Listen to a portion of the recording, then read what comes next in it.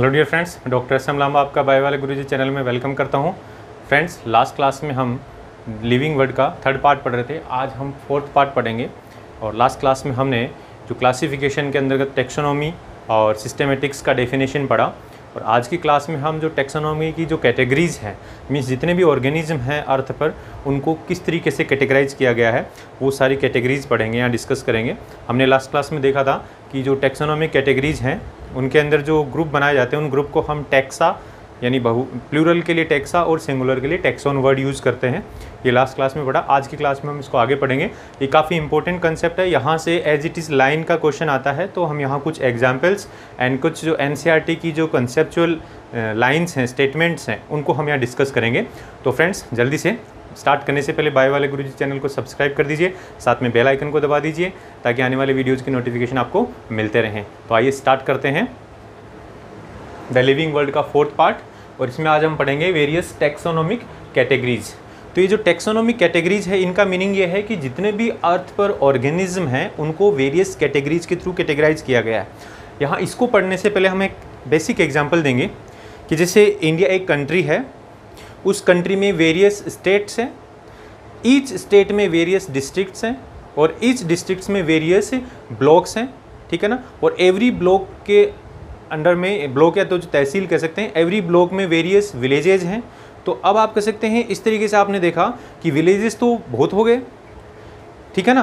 तो इस तरीके से आप कह सकते हैं पूरे इंडिया में जो विलेजेज हैं उनको हमने कैटेगराइज कर दिया। तो एवरी विलेज का एक पर्टिकुलर ब्लॉक हो गया, फिर उसका एक पर्टिकुलर डिस्ट्रिक्ट हो गया, फिर उसका एक पर्टिकुलर स्टेट हो गया और लास्ट में आप कह सकते हैं कंट्री हो गया। तो इस तरीके से इंडिया एक कंट्री है। जैसे मैं एग्जांपल दूं यहाँ पर, जैसे मैं मेरा एग्जांपल देता हूँ कि इंडिया, मेरा जो कंट्री है वो इंडिया है, मेरा स्टेट राजस्थान है, मेरा डिस्ट्रिक्ट है वो सीकर है। उस सीकर डिस्ट्रिक्ट जो है उसमें जो ब्लॉक है वो दातारामगढ़ है। दातारामगढ़ में जो विलेज है वो पचार है। और पचार विलेज के अंदर जो मेरा जो पर्टिकुलर जो हाउस बना हुआ है, जो मोहल्ला है जिसको आप कह सकते हैं, जो उसमें भी पर्टिकुलर नाम हो सकता है। तो ऐसे ही आप कह सकते हैं ऑर्गेनिज्म को भी कैटेगराइज किया हुआ है। तो यहाँ पर आप समझे कि एक स्टेट में वेरियस डिस्ट्रिक्ट्स हैं। जैसे एक कंट्री में वेरियस स्टेट, वैसे ही एक स्टेट में वेरियस डिस्ट्रिक्ट हैं। तो आप कह सकते हैं अलग अलग स्टेट में अलग अलग कैंडिडेट रहते हैं, ऐसे आप कह सकते हैं कि उनके अंदर कुछ डिफरेंसेज हैं और कुछ सिमिलरिटीज़ हैं। उसके बेसिस पे हमने बना रखा है कि जैसे राजस्थान की बात करें तो राजस्थान के कैंडिडेट्स के अंदर कुछ सिमिलरिटीज़ होगी। ऐसे हम साउथ इंडिया की बात करें तो साउथ इंडिया में कोई भी स्टेट है तो वहाँ के जो इंडिविजुअल्स हैं उनकी कुछ कैटेगरीज होगी। इसलिए आप कह सकते हैं जियोग्राफिकली देखें तो उनमें कुछ डिफरेंसेज आ गए हैं। तो ये तो एक हम साइंटिफिक यहाँ डिस्कस करने जा रहे हैं इसको, कैटेगरी क्लासिफिकेशन को। तो यहाँ पर कहेंगे कि तो 7 कैटेगरीज बना रखी हैं क्लासिफिकेशन की। और ये जो कैटेगरीज हैं, ये जो आप कह सकते हैं, ये जो कैटेगरीज हैं इनको हम रैंक वाइज कह सकते हैं। रैंक मीन्स ये एक हायरार्की बनी हुई है, यानी स्टेप्स का एक हायरार्की बना हुआ है। यानी किंगडम के अंदर वेरियस फाइलम और डिविजन्स आते हैं और वेरियस फाइलम में वेरियस क्लासेज और एक क्लास में वेरियस ऑर्डर्स और एक ऑर्डर के अंदर वेरियस फैमिलीज एंड एक फैमिली में वेरियस जीनस और एक जीनस में various species. But species last है।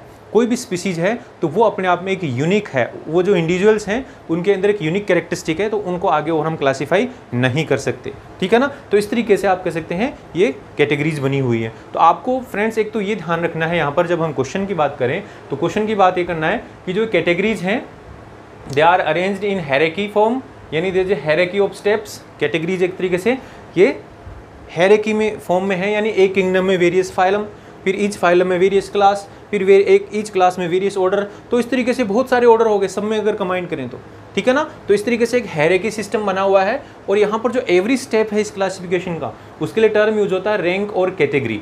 यानी यहाँ पर जो ये कैटेगरीज हैं इनको रैंक और कैटेगरी बोल सकते हैं, ठीक है फ्रेंड्स। अब ये कैटेगरीज कौन कौन सी हैं तो हम बोलेंगे 7 कैटेगरीज हैं। अब इन 7 कैटेगरीज का जो ऑर्डर है, यानी जो सीक्वेंस है, वो आपको ध्यान रखना है। ये बेसिक क्वेश्चन बनता है, कई बार ऑप्शंस में इसको यूज़ कर लिया जाता है, बच्चा कई बार कंफ्यूज हो जाता है। हालांकि ये बहुत ही बेसिक चीज़ है, फिर भी आपको ध्यान रखना है कि species, genus, family, order, class, phylum और किंगडम। अब यहाँ पर आपने देखा कि फाइलम के साथ में मैंने डिवीजन भी लिख रखा है। तो प्लांट्स के लिए डिवीजन यूज़ होता है और फाइलम एनिमल्स के लिए यूज़ होता है। तो इस तरीके से ये जो कैटेगरीज बनी हुई हैं इनका एक सीक्वेंस है। अब सीक्वेंस में आपने देखा मैंने एरो ऊपर साइड में लगा रखा है, तो मीन सीधी ये जो है हाईएस्ट कैटेगरी है। और ये लोवेस्ट कैटेगरी है। तो यहाँ पर हम बात करें कि हाईएस्ट कैटेगरी मतलब किंगडम, जैसे एनिमल किंगडम है तो उसमें आप कह सकते हैं एनिमल किंगडम के अंदर वेरियस अब फाइलम्स होंगे। तो यहाँ देखिए हमने बताया, जैसे यहाँ पर ह्यूमन की बात करें तो ह्यूमन है वो किंगडम एनिमेलिया में आता है। फिर उसके बाद में उसके अंदर जो फाइलम कोर्डेटा है, हालांकि वेरियस फाइलम होते हैं किंगडम एनिमेलिया में, तो आप कह सकते हैं यहाँ पर जो कोर्डेटा फाइलम में आता है। फिर कोर्डेटा फाइलम में वेरियस क्लासेज हैं, तो उसमें ह्यूमन है वो मेमेलिया क्लास में आता है। फिर मेमेलिया क्लास में वेरियस ऑर्डर्स हैं, उसमें ह्यूमन जो है प्राइमेटा ऑर्डर में आता है। फिर उसके बाद में प्राइमेटा ऑर्डर में वेरियस फैमिलीज हैं, उसमें होमिनिडी जो फैमिली है उसमें ह्यूमन आता है। फिर होमिनिडी फैमिली में वेरियस जीनस हैं, उसमें होमोजीनस आता है। और होमोजीनस के अंदर वेरियस स्पीसीज हैं, उनमें से जो सेपियंस स्पीसी है वो है ह्यूमन, यानी ये ह्यूमन के लिए बता रखा है। तो इस तरीके से आप कह सकते हैं अब इस एनिमेलिया में केवल ह्यूमन ही नहीं, बहुत सारे एनिमल्स हैं, ठीक है ना। तो लेकिन ये लास्ट में आप कह सकते हैं कि जो जीनस होमो है उसमें जो स्पीसीज है सेपियंस वो यूनिक है, उसको आप क्लासीफाई नहीं कर सकते। तो आप यहाँ कह सकते हैं हम स्पीसीज का कंसेप्ट तो आगे पढ़ेंगे, लेकिन ये सीक्वेंस ध्यान में रखना है। ये सिर्फ हमने ह्यूमन का एक एग्जाम्पल बताया है। अब यहाँ पर जो बेसिक क्वेश्चन देखो कि ये जो एरो का चिन्ह लगा है इसका मीनिंग ये है कि जो सबसे लोवेस्ट स्पीसीज कौन, लोवेस्ट कैटेगरी कौन सी है टेक्सोनोमिक कैटेगरी, तो lowest taxonomic category is species and highest kingdom. तो अब सीक्वेंस वाइज आप बता सकते हैं which one is lowest and which one is, है ना, हाईएस्ट।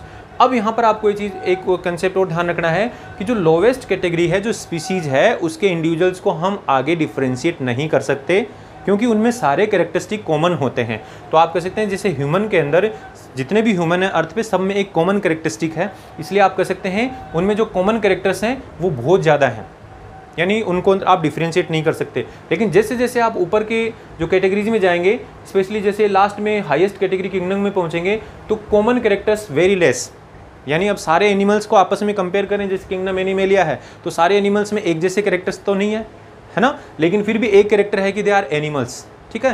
तो आप कह सकते हैं जो कॉमन कैरेक्टर हैं वो वेरी लेस हो जाते हैं। तो जब हम ऊपर की तरफ जाते हैं यानी लो कैटेगरी से हाईएस्ट कैटेगरी की तरफ जाते हैं, है ना, when we move from lowest category to highest category then common characteristic decreases, ठीक है ना, and when we move from highest category to lowest category then common characteristic are increases, ठीक है ना। इस तरीके से इंक्रीज होते हैं और इधर डिक्रीज होते हैं, ये कंसेप्ट आपको ध्यान में रखना है। अब फ्रेंड्स यहाँ पर जो हमने एवरी जो कैटेगरी है उसके लिए हमने टर्म दिया रैंक और कैटेगरी। इसको किंगडम को हमने क्या बोला, रैंक या फिर कैटेगरी। ऐसे ही फाइलम डिवीजन, ऐसे ही class, order, family, genus and species, इनको हम रैंक और कैटेगरी बोलेंगे। लेकिन देखो फ्रेंड्स, ये रैंक और कैटेगरी किसके लिए यूज होता है, तो इसके लिए आप कह सकते हैं ईच कैटेगरी को हम एक टर्म देंगे टैक्सोन और टैक्सा।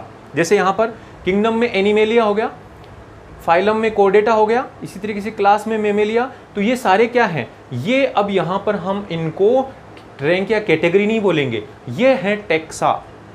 मीन्स इनको कंबाइंडली हम बोलेंगे टैक्सा और सिंगुलर के लिए एक के लिए बोलेंगे टैक्सोन। तो एनिमेलिया एक टैक्सोन है और किंगडम एक कैटेगरी है, ठीक है फ्रेंड्स। अब ये आपको ध्यान रखना है, रैंक और कैटेगरी, यानी किंगडम तो है एक रैंक और कैटेगरी और जो एनिमेलिया है वो एक टैक्सोन है, ठीक है फ्रेंड्स।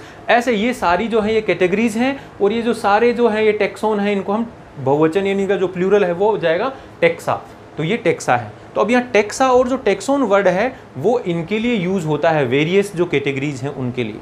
एक कैटेगरी में वेरियस जो एग्जाम्पल्स आते हैं उनके लिए हम ये वर्ड यूज करते हैं टैक्सा और टैक्सोन। ये क्वेश्चन भी बना हुआ है तो आपको स्पेशली ध्यान में रखना है कि जो ये कैटेगरी है और एनिमेलिया क्या है, टैक्सोन है, ठीक है। तो कैटेगरी और टैक्सोन में डिफरेंस क्लियर है। अब चलते हैं हम फ्रेंड्स कि जो ये जो कैटेगरीज हैं, जो भी टैक्सोनोमिक कैटेगरीज, ये अपने आप में ऐसा है कि ये कुछ ऐसे नहीं है कि जैसे एक किंगडम की बात करें तो सारे किंगडम एक जैसे होंगे, नहीं। यहाँ पर हम बात करेंगे जो कैटेगरीज हैं वो डिस्टिंक्ट बायोलॉजिकल एंटिटीज़ होती हैं। जैसे आप एनिमल किंगडम की बात करें, प्लांट किंगडम की बात करें, है ना, फंजाई की बात करें, ऐसे ही आप कह सकते हैं मोनेरा किंगडम की बात करें, ठीक है ना, प्रोटिस्टा किंगडम की बात करें, तो ये जो 5 किंगडम्स हैं दे आर टोटली डिफरेंट। तो आप कह सकते हैं ये जो कैटेगरीज क्या बताती हैं, डिस्टिंक्ट बायोलॉजिकल एंटिटीज़ को बताती है, यानी ये बायोलॉजिकली पूरी तरीके से डिफरेंट हैं। And not merely morphological aggregates, और एक ही कैटेगरी में जो ऑर्गेनिज्म आ रहे हैं वो भी आप कह सकते हैं मॉर्फोलॉजिकली एग्रीगेट्स नहीं है। ऐसे नहीं है कि सारे सारे एक जैसे मॉर्फोलॉजिकली सिमिलर हैं, नहीं, उनमें भी बहुत सारे डिफरेंसेज हैं। जैसे एक ही किंगडम में आते हैं तो आप कह सकते हैं एनिमेलिया में वेरियस टाइप ऑफ एनिमल्स आ रहे हैं तो वो मॉर्फोलॉजिकली डिफरेंट है। ऐसे नहीं कि केवल मॉर्फोलॉजिकली एक जैसे ही हैं, ठीक है ना। तो उनको मॉर्फोलॉजिकली कैरेक्टरिस्टिक भी डिफरेंट होते हैं और साथ में वो डिफरेंट बायोलॉजिकल एंटिटीज़ भी हैं। तो आप यहाँ पर ये जो स्टेटमेंट है एनसीईआरटी का स्टेटमेंट है जो आपके लिए इंपॉर्टेंट है, यहाँ इसलिए बता रहे हैं कि एज इट इज स्टेटमेंट है ये कि taxonomic categories are distinct biological entities and not merely morphological aggregates. ये स्टेटमेंट क्वेश्चन में आ सकता है, इसलिए आपको ध्यान में रखना है क्योंकि ये अलग अलग हैं। एक ही कैटेगरी के अंदर जो वेरियस जैसे वेरियस किंगडम आ गए तो वो अलग अलग हैं, डिफरेंट बायोलॉजिकल एंटिटीज़ हैं, ठीक है ना। ऐसे ही आप कह सकते हैं एक ही क्लास में वेरियस ऑर्गेनिज्म आ गए तो वो अलग अलग एंटिटीज़ हैं, वेरियस क्लास भी अलग अलग एंटिटीज़ हैं। इस तरीके से आप कह सकते हैं ये जो कैटेगरीज टेक्सोनोमिकल कैटेगरीज क्या हेल्प करती हैं, तो ये बोले क्लासिफिकेशन में हेल्प करती हैं। एंड दिस कैटेगरी क्या करते हैं, category helps in identifying similarities and dissimilarities. यानी इनके बेसिस पे हम ये बता सकते हैं कि सिमिलरिटी इन दो जो ऑर्गेनिज्म है उनमें आपस में सिमिलरिटी कितनी है और डिसिमिलरिटी कितनी है। यानी सेम क्लास से बिलोंग करते हैं तो इसका मतलब सिमिलरिटीज़ हैं, और दो डिफरेंट क्लासेस के बीच बिलोंग करते हैं ऑर्गेनिज्म तो इसका मतलब वो डिसिमिलर है। तो आप कह सकते हैं taxonomic categories help in identifying similarities and dissimilarities among the individuals of same kind. एक जैसे हैं तो उनमें सिमिलरिटी स्टेब्लिश करने में काम आएगा क्योंकि एक जैसे ऑर्गेनिज्म के अंदर जो ये आप कह सकते हैं कैटेगरीज भी सेम होंगी, और अदर काइंड के जो ऑर्गेनिज्म है, दो डिफरेंट काइंड के ऑर्गेनिज्म हैं तो उनके अंदर डिसिमिलरिटीज़ को स्टेब्लिश करने में ये काम में आता है। जैसे हम बात करें डॉग और ह्यूमन की बात करें, दोनों ही एनिमल हैं लेकिन आप कह सकते हैं वो दोनों डिफरेंट कैटेगरीज आती हैं उनकी, उनका जो नेम अलग है, उनका स्पीसीज अलग है, उनका जीनस अलग है, उनका फैमिली अलग है, ठीक है ना, उनका ऑर्डर अलग है लेकिन क्लास एक है। डॉग और जो आप कह सकते हैं ह्यूमन की क्लास एक है लेकिन बाकी सारी चीज़ें अलग अलग हैं। तो देखो डिसिमिलरिटी होगी और सिमिलरिटी क्या होगी, उनकी क्लास एक है तो उनके बीच में सिमिलरिटी को भी बताता है और डिसिमिलरिटी को भी ये क्लासिफिकेशन बताता है। यानी टेक्सोनोमिक कैटेगरीज किसी भी ऑर्गेनिज्म के बिटवीन, दो ऑर्गेनिज्म उनके बिटवीन सिमिलरिटीज़ एंड डिसिमिलरिटीज़ को बता सकता है, आइडेंटिफाई कर सकता है। तो ये इसका एक तरीके से रोल हो गया। ये एनसीईआरटी का लाइन है इसलिए आपको ये ध्यान रखना है। अब चलते हैं one by one in categories को डिस्कस करेंगे। सबसे लोवेस्ट कैटेगरी है दैट इज स्पीसीज। तो स्पीसीज क्या है, तो स्पीसीज बोलेंगे group of individual organism with fundamental similarities. यानी ऑर्गेनिज्म का, इंडिविजुअल ऑर्गेनिज्म का ग्रुप है, यानी एक ही जैसे ऑर्गेनिज्म है और उनके अंदर फंडामेंटल सिमिलरिटीज़ हैं, सारे एक जैसे दिखते हैं। जैसे ह्यूमन है, सारे ह्यूमन एक जैसे हैं, सारे डॉग्स एक जैसे हैं, ठीक है ना, ऐसे सारी जो कैट्स हैं एक जैसे हैं। तो इस तरीके से आप कह सकते हैं ये अपने आप में एक स्पीसीज ऐसा हो गया, एक ग्रुप हो गया ऑर्गेनिज्म का जिनके अंदर फंडामेंटल सिमिलरिटीज़ होते हैं। अब स्पीसीज के ऑर्गेनिज्म को हम कैसे डिस्टिंग्विश कर सकते हैं, तो बोले स्पीसीज, एक स्पीसीज के ऑर्गेनिज्म को तो नहीं लेकिन दो स्पीसीज हैं उनके ऑर्गेनिज्म को हम कैसे डिस्टिंग्विश कर सकते हैं। तो आप एग्जांपल ले सकते हैं, जैसे मान लीजिए दो अलग अलग स्पीसीज कोई भी मान लीजिए, जैसे यहाँ पर एग्जांपल दे दें, जैसे लायन का एग्जांपल दे रखा है और एक टाइगर का एग्जांपल दे रखा है। तो लायन और जो टाइगर है ये दोनों अलग अलग स्पीसीज हैं, तो इनको हम कैसे डिस्टिंग्विश करेंगे, तो बोलेंगे the species can be distinguished on the basis of, कैसे डिफ्रेंशिएट कर सकते हैं उनको, on the basis of distinct morphological differences.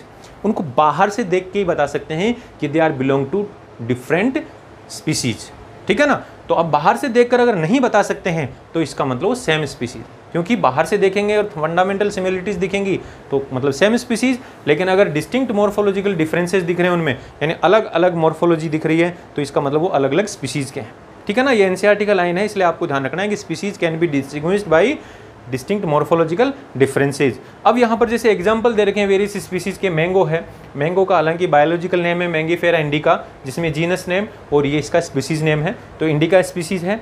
ऐसे ही यहाँ पर पोटैटो है, उसका सोलेनम ट्यूबरोसम, लेकिन जो ब्रिंजल है उसका सोलेनम मेलोंजिना है, तो यहाँ पर ट्यूबरोसम स्पीसीज नेम है, सोलेनम जीनस नेम है। तो देखो स्पीसीज ट्यूबरोसम और इधर स्पीसीज मेलोंजिना, तो दोनों अलग अलग स्पीसीज हैं, हालांकि सेम जीनस से बिलोंग करती हैं ये, लेकिन स्पीसीज अलग अलग हैं, ठीक है ना। तो इनमें डिफरेंसेज है। ऐसे आप कह सकते हैं Panthera leo and Panthera Tigris, तो लायन और टाइगर, लायन और टाइगर दोनों अलग अलग स्पीसीज हैं, यानी ये आप कह सकते हैं इनको देख के हम बता सकते हैं दे आर डिफरेंट स्पीसीज, ठीक है ना। लेकिन दो टाइगर के बीच में आप डिफ्रेंशिएट नहीं कर सकते।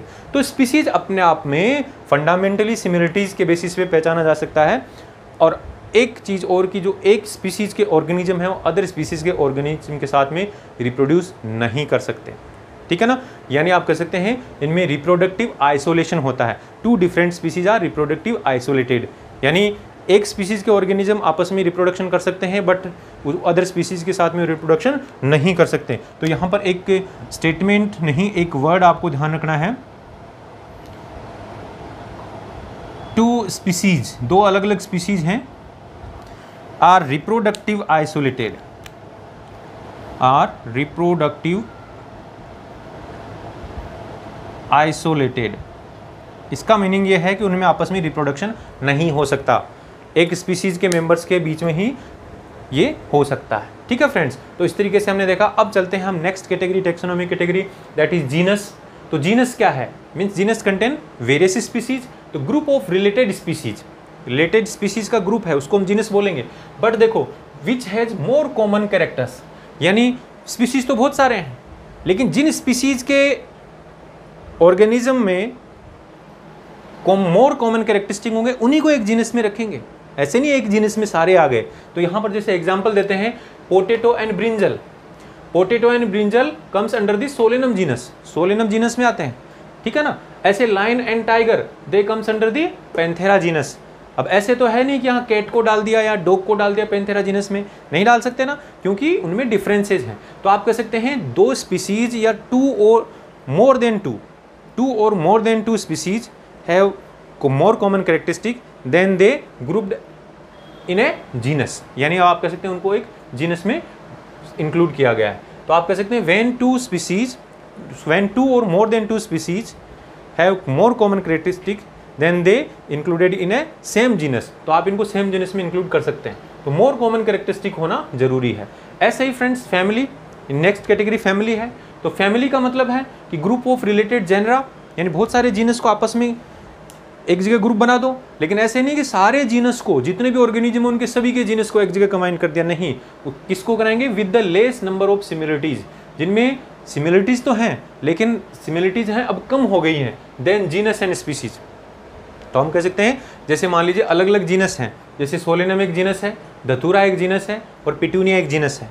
ठीक है ना। इस जीनस के अंदर जो जितने भी स्पीसीज आती हैं उनमें कॉमन कैरेक्टरिस्टिक है सेम, लेकिन इस जीनस के जो स्पीसीज हैं उनके इस जीनस से मिलते नहीं है कैरेक्टरिस्टिक। ऐसे ही इनमें तीनों के अंदर जितनी भी स्पीसीज आएंगे उनके आपस में कैरेक्टरिस्टिक नहीं मिलेंगे, बट ये तीनों जीनस के अंदर कुछ न कुछ सिमिलरिटीज हैं, तो इनको सोलेनेसी फैमिली के अंदर इन्वॉल्व किया गया है। ऐसे ही जो पैंथेरा जीनस है जिसमें लायन, टाइगर एंड लियोपार्ड आता है ना, lion, tiger and leopard Panthera genus में आता है, और जो कैट है वो फेलिस जीनस में आता है। तो अब देखिए, वैसे टाइगर और कैट हैं वो सिमिलर नहीं होते, टाइगर और कैट क्या है? सिमिलर नहीं होते हैं, लेकिन ये तीनों एक जीनस में आते हैं और ये एक जीनस में, फिर भी इनमें कुछ सिमिलरिटी है, इसलिए Panthera and Felis genus comes under the Felidae family. तो आप कह सकते हैं यहाँ पर फैमिली जो है वो एग्जाम्पल आया। अब यहाँ पर ये हमने बात की एग्जाम्पल्स की। अब वापस देखिए, यहाँ पर हमने कहा कि ग्रुप ऑफ रिलेटेड जीनस तो हैं but with less number of similarities, similarities हैं लेकिन उतनी सिमिलरिटीज नहीं है। कितनी? Then genus and species, when compare to genus and species. जब जीनस और स्पीसीज के मेंबर्स में आपस में, जैसे कोई इंडिविजुअल है, ऑर्गेनिज्म है जो सेम जीनस में आते हैं, तो उनको अदर जीनस से कंपेयर करेंगे तो आप कह सकते हैं सिमिलरिटीज नहीं आएंगी। तो जीनस और स्पीसीज के मेंबर्स में, सेम एक ही जीनस और एक ही स्पीसीज के मेंबर्स में जो सिमिलरिटीज होती हैं उतनी सिमिलरिटीज फैमिली के मेंबर्स में नहीं होती। ठीक है ना। यानी अब उनमें कुछ डिफरेंसेस आ गए हैं। ठीक है ना फ्रेंड्स। तो यहाँ पर अब एक एनसीईआरटी लाइन है जो वेरी इंपॉर्टेंट है, आपको ये ध्यान रखना है कि families are characterized on the basis of vegetative and reproductive features of plant species. ये प्लांट्स के लिए है कि जितने भी प्लांट्स हैं उनकी जो कुछ स्पीसीज हैं उनमें कुछ रिप्रोडक्टिव और वेजिटेटिव कैरेक्टरिस्टिक सिमिलर हैं। वेजिटेटिव का मीन्स उनके जो फ्लावर हैं वो एक जैसे दिखते हैं, ठीक है ना, उनकी लीव्स में कुछ सिमिलरिटीज है, उनके फ्लावर्स में सिमिलरिटीज हैं। और रिप्रोडक्टिव मतलब उनके जो फ्लावर में जो रिप्रोडक्टिव ऑर्गन है उनका पैटर्न जो है, ठीक है ना, उनका जो स्ट्रक्चर, जो पैटर्न है, स्ट्रक्चरल पैटर्न वो भी एक जैसा है, तब उनको हम एक सेम फैमिली में रखेंगे।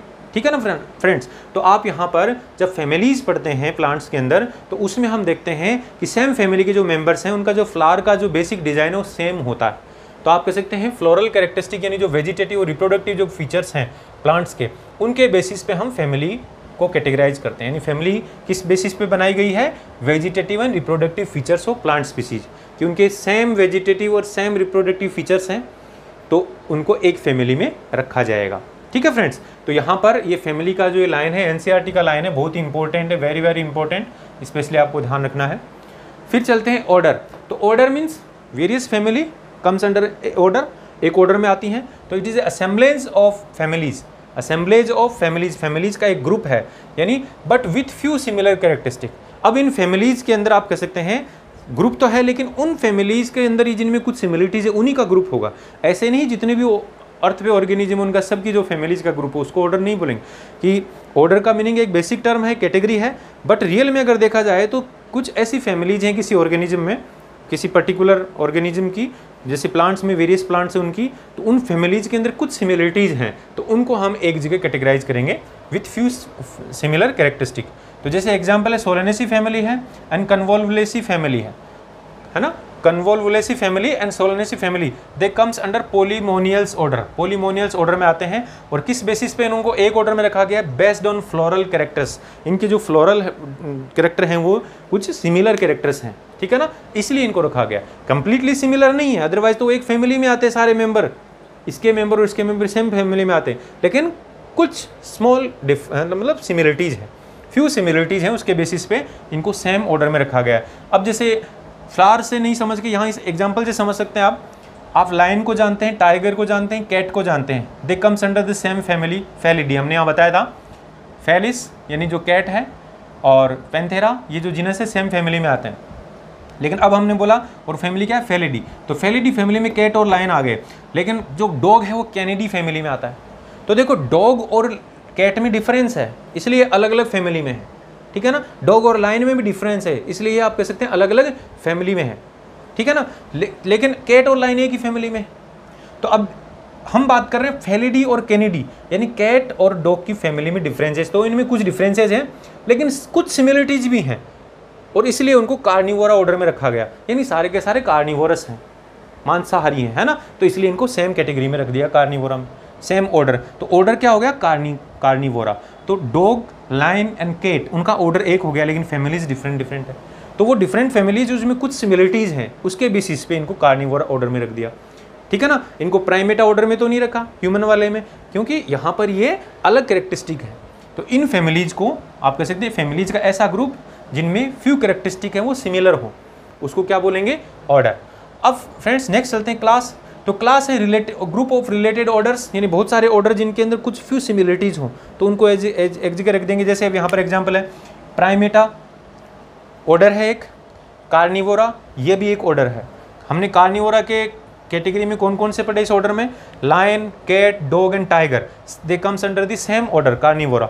ऐसे हम बोलेंगे monkey, gorilla, gibbon and human, ये they comes under the Primata order. तो Primata order and Carnivora order इनमें कुछ सिमिलरिटीज हैं, इसलिए इनको एक ग्रुप में रखा गया है, एक क्लास में रखा गया है, and that class is Mammalia class. तो Mammalia means the members of this class have mammary glands. तो आप कहेंगे मेमरी ग्लैंड सभी में होता है, देखो लायन, कैट, डॉग, टाइगर, है ना, ह्यूमन, गिब्बन, गोरिल्ला, मंकी, सब में मेमरी ग्लैंड्स होते हैं। तो अब आप यहाँ कह सकते हैं इसलिए इनको दे comes under the category Mammalia. तो देखो इनमें वैसे बहुत सारे डिफरेंसेज हैं, बट इनमें कुछ सिमिलरिटीज हैं, इसलिए इनको आप कह सकते हैं क्लासेज में एक सेम क्लास में रख दिया। तो हम जैसे जैसे हायर कैटेगरी में जाएंगे तो इनमें डिसिमिलरिटीज तो बढ़ती जाएंगी, लेकिन कुछ सिमिलर कैरेक्टरिस्टिक होंगे, यानी जो सिमिलर कैरेक्टरिस्टिक हैं वो डिक्रीज होते जाएंगे। जैसे हमने शुरू में बोला था कि हायर कैटेगरी में जाते हैं तो अब देखिए क्लास में रखे गए सब सेम, इनमें डिफरेंसेज बहुत ज़्यादा हैं, डिसिमिलरिटीज बहुत ज़्यादा हैं, बट सिमिलरिटीज बहुत कम हैं।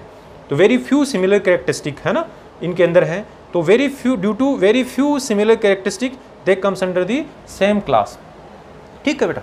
अब चलते हैं नेक्स्ट, फाइलम और डिवीजन। पहले हम बता चुके phylum is used for animals and division used for plants. तो ये अलग अलग कैटेगरीज हैं। यहाँ पर देखिए group of classes with few similar characteristic. अब आप कह सकते हैं वेरियस क्लासेज, ऐसी classes, those classes which have few similar characteristic they comes under the same phylum और डिवीजन। जैसे एग्जाम्पल कोर्डेटा, कोर्डेटा एक फाइलम है। अब इसमें Pisces, Amphibia, Reptilia, Aves and Mammalia, these classes have some common characteristic, hence they comes under the same phylum Chordata. इनके अंदर आते हैं, आप देख सकते हैं सब के अंदर 4 लिम्स होते हैं, ठीक है ना। तो इस तरीके सब में सर्कुलेटरी सिस्टम होता है, ठीक है ना। तो इस तरीके से हम कह सकते हैं इनके अंदर नोटोकोड पाई जाती है सब में। तो ये तो हम एनिमल किंगडम में पढ़ेंगे, बट यहाँ पर कह सकते हैं there are few similar characteristic of these classes. ये क्लास हैं, तो इनको अभी इन क्लास को सेम ग्रुप में सेम फाइलम में कैटेगराइज कर दिया, कोर्डेटा फाइलम में आती हैं। ऐसे ही प्लांट्स की बात करें तो dicots and monocots, there are two different classes of, है ना, प्लांट्स।